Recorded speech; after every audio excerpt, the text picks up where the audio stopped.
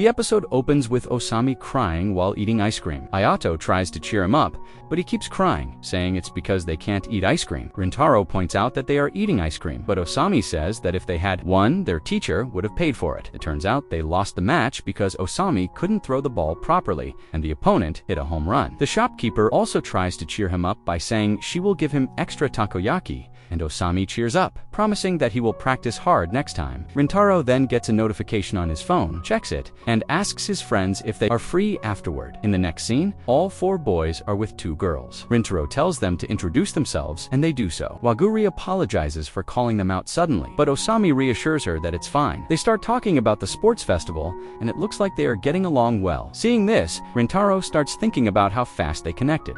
Ayato tells Saku that they are far from their school, and Saku explains that it's so they won't be noticed by others. Waguri then gets to the point and explains the real reason they invited them. She and Subaru apologize for what happened the day before. The 3 boys have different reactions. Waguri takes out a bag full of snacks and gives it to them as a thank you gift. Ayato thanks her, but Osami is moved to tears, asking if he can eat one right away. Suddenly, Subaru stands up and apologizes for her rude behavior at the library. Osami says he doesn't even remember what she said back then, and everyone looks at him strangely. He argues that it was a month ago and questions how anyone could remember what someone said that long ago. He tells Subaru that he doesn't mind and that he's used to being insulted anyway. Suddenly, Saku apologizes to Subaru for talking rudely to her, surprising everyone. The boys start teasing Saku about apologizing. Waguri then tells Subaru to give them her gift as well. Subaru reluctantly takes out her thank you gift, which turns out to be very expensive sweets. The boys are shocked at how fancy they are. Osami suggests that they have a party, but Subaru says she is from Kikyo High. Osami says it doesn't matter, and he knows that Kikyo High hate them, but it's just they don't want to get involved in it, so they avoid them. Ayato adds that Rintaro has always spoken well of Waguri and Subaru, saying they are good people.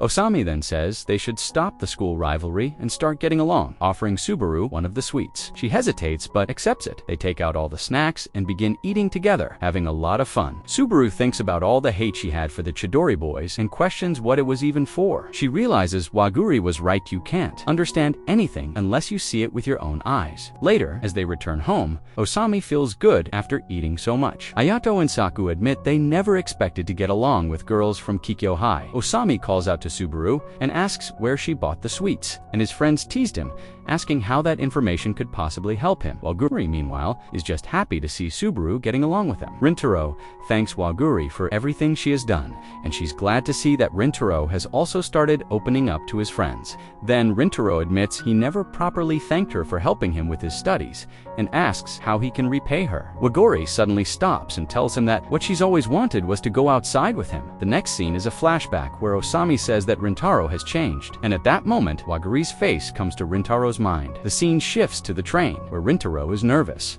Last time he and Waguri met, it was for studying, but this time there is no specific reason. He wonders if this might be a date, but quickly brushes off the thought, telling himself it's just a thank you outing. Lost in thought, he gets off the train, only to find Waguri stepping off the same one. She calls out to him, laughing that they were on the same train and didn't even notice. She then thanks him for agreeing to her request and excitedly tells him they should go to the aquarium. The scene shifts to the aquarium, full of beautiful fish. Waguri is delighted, saying it feels like her first time visiting since she hasn't been there since middle school. Rintaro says he hasn't been there since elementary school and that back then he was only interested in the large fish.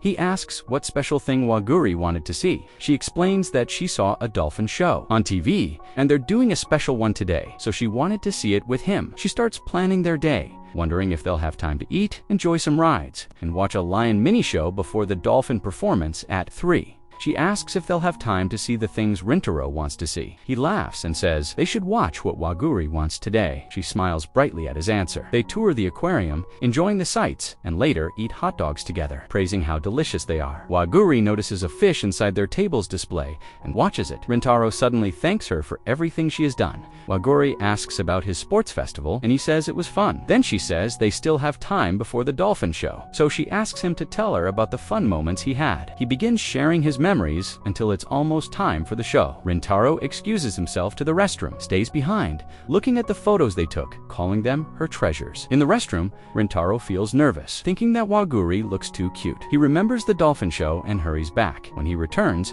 Waguri is with a little girl. When Rintaro asks, she explains the girl is lost, so she called her over to comfort her. She asks if they can help find her parents. Rintaro agrees, though he worries about missing the show. Waguri insists the show doesn't matter compared to helping the girl. She gently asks the girl her name, and she replies, Mika. Waguri tries to introduce Rintaro, but Mika seems scared, so Rintaro reassures her and introduces himself. Mika tells them she got separated from her parents near the shark area. Waguri decides to look for Mika's parents while Rintaro stays with her. The two sit in silence until Mika suddenly apologizes. When Rintaro asks why, she says she feels bad for interrupting their date. Rintaro denies that it's a date, but Mika insists they look like a couple. She then shares her own story, saying she wants to go on a date with a boy named Deki, who is the fastest in her class and really cool. She adds that his smile always makes her happy. And hearing that line strikes something deep. Soon Waguri returns with Mika's parents. Her mother scolds Mika for wandering off, and Mika apologizes. Her father thanks Rintaro and Waguri for helping. Rintaro says it was nice having Mika around, and Waguri smiles at him. The family thanks them both again. Before leaving,